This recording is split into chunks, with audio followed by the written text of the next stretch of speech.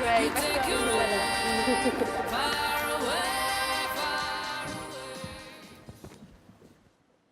Hello, everybody. Hello. Can you all hear me? Lovely to be here. Thank you very much. I'm here to talk about a future without limits. Actually, a life without limits. But before I go on, there's a special person that I'm dedicating this talk to. And she was my very first best friend at school. And you all probably know her, actually, because she's also my travel counsellor, Donna. Love her to bits. She not only was is my travel counsellor, she responsible for organising the family trip of a lifetime to Disney in Florida in 2011. And after my talk, you'll know why that was the most fabulous thing that she could do for me. Now, just so she doesn't think I'm picking on her, that was me at the same time. I think I've improved with age. Anyway, what I want to tell you is, back in 2010, I was 39. All right, you're all probably working out the maths now. I'm 47, all right? But I was a very, very obsessive fell runner. When I say obsessive, I'd give Forrest Gump a run for his money. I'd do 70 miles a week. Now, February the 6th, 2010, Saturday, I was running around Chatsworth Gardens. Are you familiar with Chatsworth? With a headache. Didn't think anything more of it. But you know, just 24 hours later, this happened. Kate Allett from Dore in South Yorkshire had a severe brainstem stroke and then went on to develop locked-in syndrome.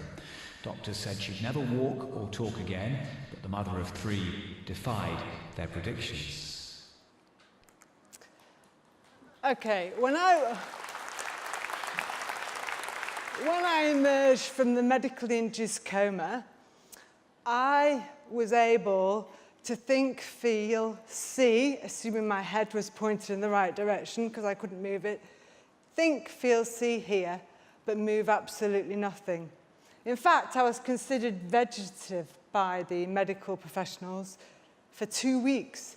I was able to understand everything, but no one thought I could. I was aware of myself and my environment, and it took 2 weeks. I was considered better off dead. That was what my husband was told by the clinician. It took 2 weeks before my friends realised that I had a slight blink form, and they could perhaps try and communicate with me through blinking. And it was them who, after 2 weeks, cobbled together their own communication board with A to Z written on a blank piece of paper, where one person would point to a letter, one person would look at my eyes to see what slight blink I had, 1 blink for no, 2 blinks for yes, while the other one wrote down the letters I spelt out.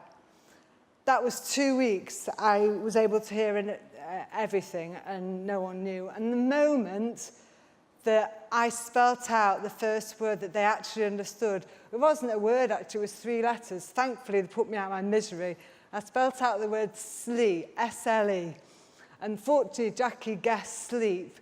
Then she guessed at night. I blinked twice for yes. And from that moment on, I was given sleeping pills. So my life improved considerably. But I'm sure there's lots of mums out here. But if you can think, every birthday, every Christmas, the birth of your own children, multiplied by 100, that was the moment of the feeling of euphoria when I was first unlocked from being trapped inside my body with just my thoughts. Now, after 2 weeks, I was still paralysed. I just was able to blink. That was all I could do. This does come with a health warning, and I'm really sorry. And I haven't got a prize, but can anyone guess what word I was swearing with my eyes at this point? Anyway, this does come with a health warning, but maybe it'll give you an insight as to how I existed during my 9 weeks in ICU. It's me, please pick up the board, please. Can't you see I want to communicate? Look into my eyes, please, just look into my eyes. I'm so scared, I don't sleep, I can't sleep at night. Ow! My bloody leg cramp, please stop. No one knows about it. Just great. Can the indignity get any worse? Now, I told my mum, I started my monthlies. I need to hug my kids. Where are they? This separation is breaking my heart. Is Woody going to piano? I bet India's skin's in a right mess. Damn! I've shut myself. Oh no, why in front of Rob while he's visiting? Judging by the look on his face, it's just so bad. Oh, this is so embarrassing. Please treat me like you want to be treated yourself. I'm still me inside. Good friend Kate. Oh my God, that poor man next to me has just died. I've never seen a dead body before. I'm so frightened. What if the nurses are trying to kill me with that graphite drip? I've seen the films. Maybe they think I'm not worth keeping. Please look into my eyes. I need help. I'm so scared. My heart is jumping out of my chest. Now, I have to say, the experience of being totally paralysed and locked in was just horrific. But one of the things it did do was take overthinking to a whole new level. When you only have a clock on the wall and no one else and nothing else to do, all you've got is your mind. So it's quite bizarre, really.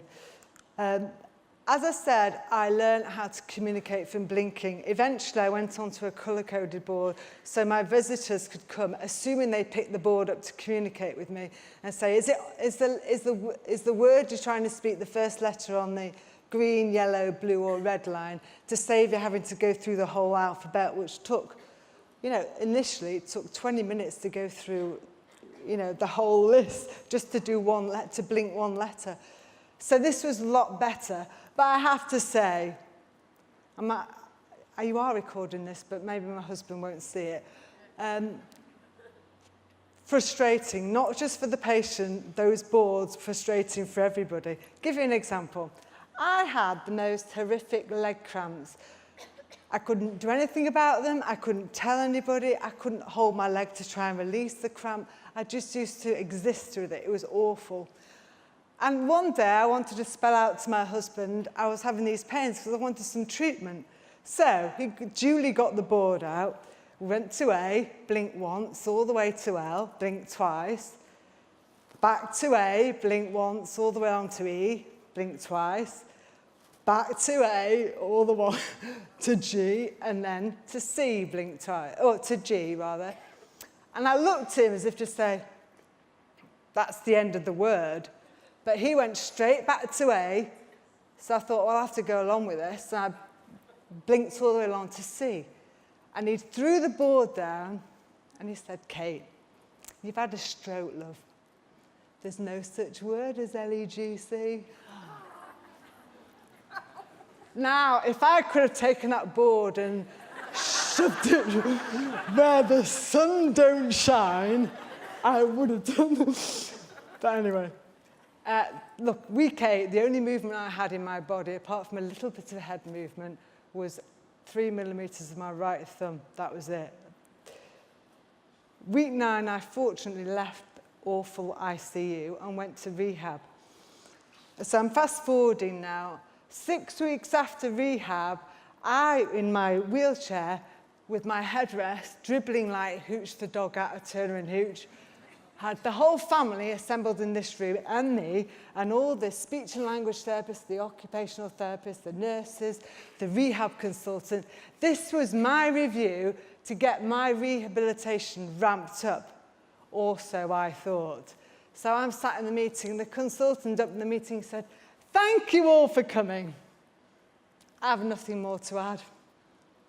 Now, at that point, the tracheotomy is blowing a little bit, thinking, this isn't quite what I thought this was going to be. To which, next to him, the nurse said, no change, OT, no change, neurophysio, no change.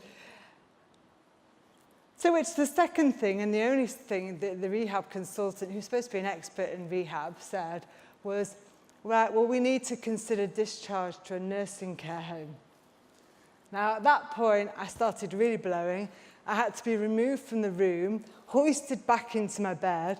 my friend got the communication board out, knowing I needed to communicate, needed to explain what I was feeling.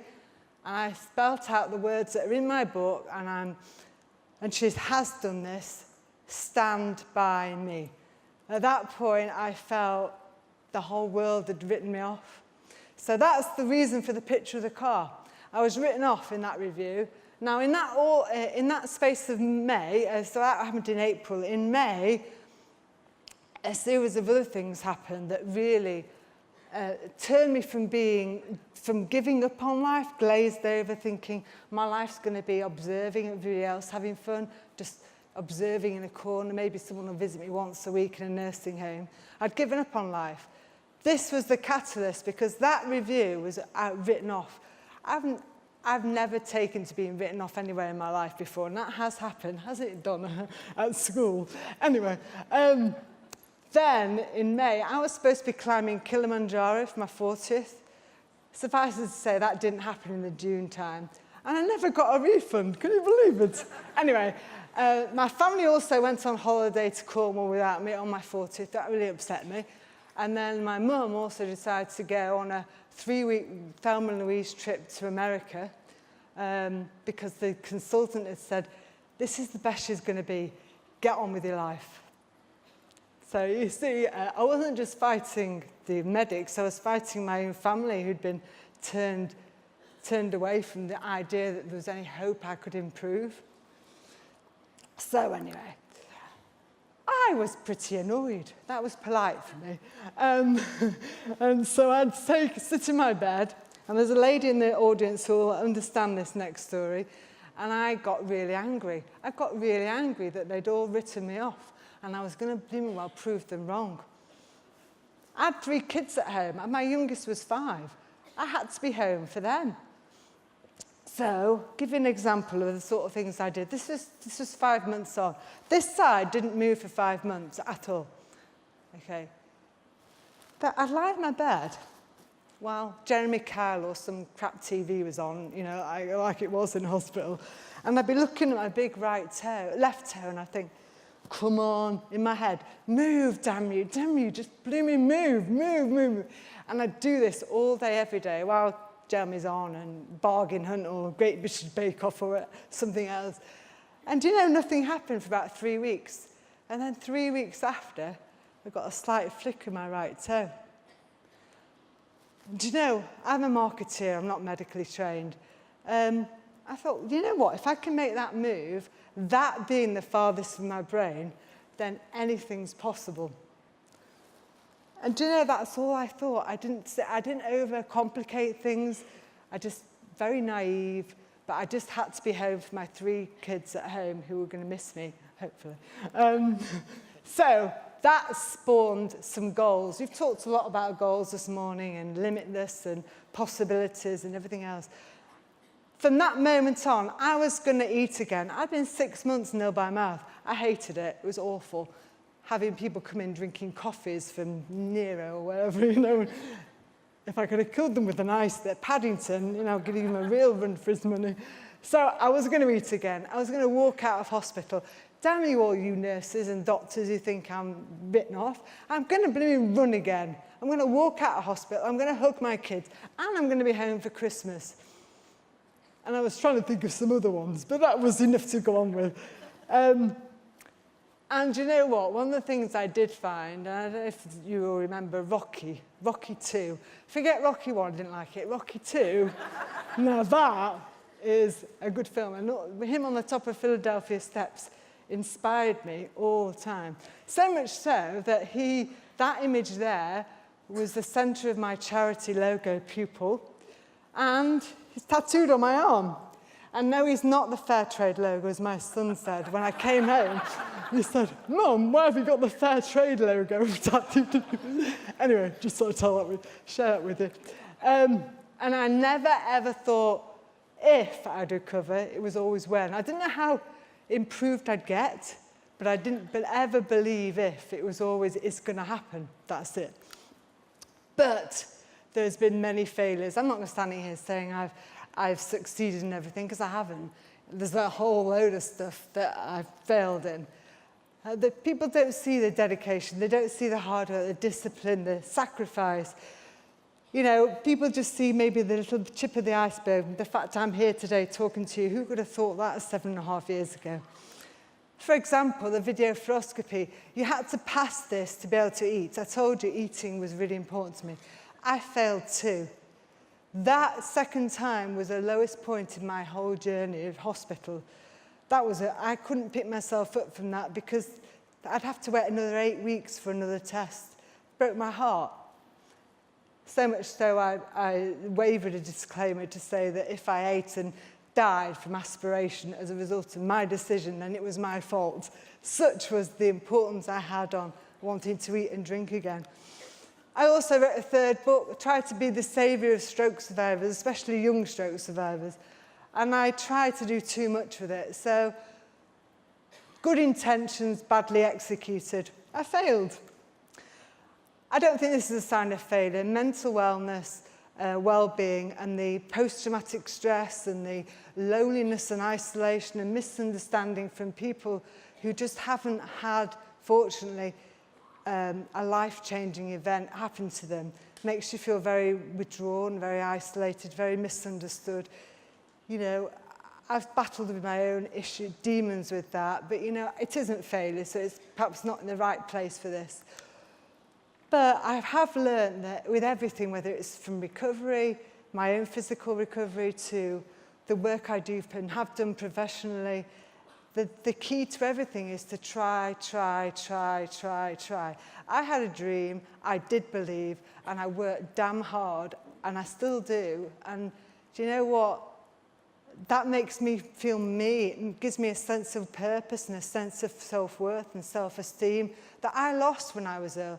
I had to find a career again. I had to find new friends. I had to find a new purpose, a new way to define myself. And that's come through trying. And you've got to break the rules. I mean, I'll just share with you one example. I was fitted with my electric wheelchair with a joystick. Can you imagine how much fun? And the first time I got it, it was a very hot day on the ward, and the fire escape door was open. You're already ahead of me, so I decided to make a bolt for it. Top speed. The rather large ward manager spotted that I wasn't where I was supposed to be, went straight out the door. I was hurtling across the grass. Kate, stop! Well, my friend had taught me the rods. As part of my rehab, obviously, to anybody. So the rods came out, and I thought it was very hysterical. However, that night when my husband came to visit me, he couldn't come see me before he'd had a dressing down from the ward manager. That if I pulled another stunt like that, I'd be off the ward. Now, does anybody know anybody's had a verbal warning in hospital before? No. There we are. Now, I'm going to tell you an example here about self-belief, about thinking differently. My son Woody, he's 5, he was 4 at the time actually. One Friday afternoon, when I'd moved from communicating from blinking to writing if someone held the paper, and he said to me, Friday, Mark, India, Woody and Harvey were there, come to visit. Brent, oh, Mum, don't write my name, say my name. And of course, I couldn't hug them, I couldn't tell them it would all be all right. I wanted to do something that would make him happy. No one had asked me to try to speak since the 7th of February, and this was now in June, okay? I just immediately went, and it sounded a bit like, and they all cried, and I went, what's with you lot? And then my husband said, say my name. I'm like, Mark, are you having a laugh? Woody's okay-ish. And then Harvey, I had a go at that. It came out as ha ha. But then India was nowhere could do that. Anyway, they went home very happy. All weekend, I tried, relentlessly, willing. On my own, no therapy. My favourite nurse, Oliver, came into the room on Monday morning with a box. And as he always did, he was my favourite one. He said, morning, Kate. And So it sounded a bit like Morning Oliver, but certainly he'd never heard that sound from me before. He dropped the box and he cried and he said, "It's moments like this I came into nursing."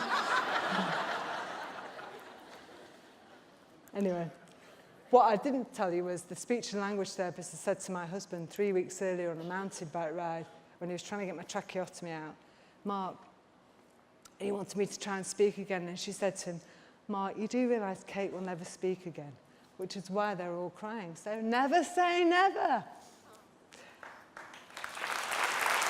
But I haven't finished. You know what? Just a few months later, the unbelievable thing happened. I did walk out of hospital, and I did walk 4 times further than I'd ever walked in rehab in ever session before. And I totally underestimated that I'd had this life-changing event. And do you know what? I thought I could just get up and go, "Right, see you, thanks very much." And what you see in this brief clip of this actual real walkout is the emotion and the enormity of seeing my OT and speech and language therapists who've come on a huge journey with me, waving me off. Because my life could have been so different, and it is so different to what it was.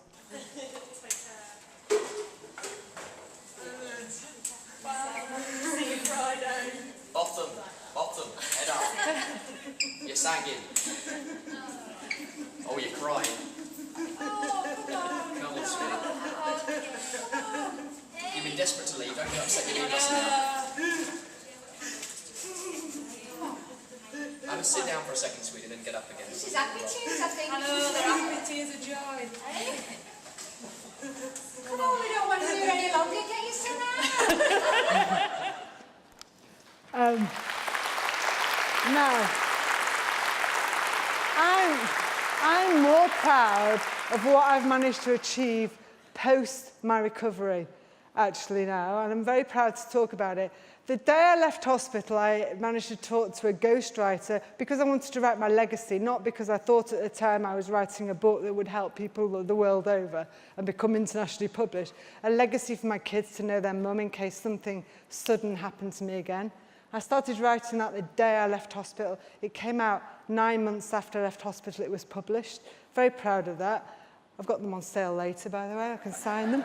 Anyway, 3 months after I left hospital, I believed I could help other people who were equally as written off as me. And so I set up Fighting Strokes, a registered charity. And for 5 years, I became an advocate, and I visited people, and I ran it through social media, and I helped people all over the world and visited people all over the world, set up research, was even on the UK Stroke Forum Steering Committee, which is the group that decides all the stroke research policy for the UK. Little me on a laptop in my kitchen, punching way above my weight. But I believed I could make a difference, and I did.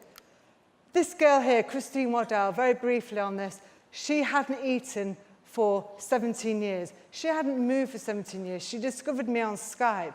2 years after that conversation on Skype, that's her eating a big piece of chocolate cake. 19 years she'd been nil by mouth. Incredible. Why? Because she believed. She was making such strides with her physical recovery. It's incredible. I haven't got time to talk to you about that. All I will say is, when I went to go and visit her for the first time, she had a blanket on. She wanted a selfie. She got the personal assistant to take one of us. Didn't want the blanket on. And whisking it off revealed this big orange furry thing on her knees. To keep her hands warm, it was like a furry muff. and it was bright orange. And do you know what? We laughed and laughed and laughed. She laughed so much she almost fell out of a wheelchair. It was brilliant. But she was an incredible woman who was taken far too soon with sepsis only this year. Broke my heart. And I will tell you, she was the biggest fighter ever. And in homage to that ginger muff, I turned up at her funeral in the brightest pair of ginger capri pants from H&M I could buy. But I joined the wrong funeral. Anyway, I did later join the right funeral. But anyway, And do you know what? I did a speech at Birmingham City Ground, and they inserted the end of word box just because of what I told you earlier about not having the end of word box. So I'm very proud of that. Made a difference. I've done a TEDx talk a few years ago. I'm very proud of that. Voicing inner thoughts, why it's important to treat people with locked-in syndrome as conscious individuals. I've never met anyone who's not been aware of everything going on around them, but they are considered vegetative. Can you imagine? It's awful. This guy, now, basically, we all know Boris Johnson. I met him at the opening ceremony. I will tell you this story. I bought myself a nice short dress from Karen Millen, you know, as you can see on there. And I was feeling a bit heavy at the time, so I decided, women I know talk about Spanx. So I invested for Julie down at John Lewis a pair of Spanx. They came down to here, which wasn't great because I didn't realise they were only about a centimetre above the hemline of my skirt, and they came up to here. So the idea was to give you a lovely hourglass figure. But once they're on, they don't come off. Now, I didn't realise any of that until I got down to London. We were just about to go to the Guildhall for the Olympic opening ceremony. We were invited for my work with charity, and I opened the packet of Spanx. There's a bit missing. So, what I'd like to say is I was giving Boris Johnson careers advice on there, you know, the cabinet level, a few issues at the moment. But actually, what I was really thinking was, I hope to God I don't drop these canapes and bend over with this dressing. Now, that wasn't the worst of it all. I didn't drop anything, but when we got to the opening ceremony, we had to go up 70 steps. Now, can you imagine? I'm going to leave it to your imagination, but suffice to say, I don't remember anything from the opening ceremony apart from the fact I didn't drink anything. I was totally dehydrated, and I was worried that I was going to, you know, have an accident. So there we are. Anyway, I'm very proud of this. I pioneered some electric stimulation research from simply a tweet to a researcher at Nottingham University. And within 1.5 years of that one tweet, picking out this woman thinking, you could help me, I could help you as an OT, she'd managed to pull together a team and take my brief, and within 18 months of that one tweet, we secured £250,000 research funding for a feasibility study. I'm really proud. And the feasibility study has been so successful, it's going to be rolled out to multi-centre. So I'm really proud of that. This girl here, Claudia, I went to see her in Poland, spent 5 hours by her bedside. By the time I went home, her boyfriend WhatsApped me this video. This girl was able to do that in that Saturday I went to see her. And that's what she did in 10 hours. And that hadn't come from any rehab. That had come from just give it a go, believe you can do it, and try. And that's what that was. And I can't tell you the number of people this is also applied to. This guy here, Rob, same age as me, and he had his stroke. Went to see him in New York, nice trip. Not got time to tell you about it. But I went there by his bedside. The whole family turned up. I felt like Jesus Christ. It's like they were looking at me. So by the time I'd got back to the hotel in Manhattan, his wife WhatsApped me. He'd moved his thumb for the first time. And within 5 months of being in New York, he's improved so dramatically, he's now able to stand with just one person helping him stand up. All his motor functions coming back, he's able to speak. And his wife sent this, Rob standing with a new leg brace. All things are possible if you believe. You taught us that.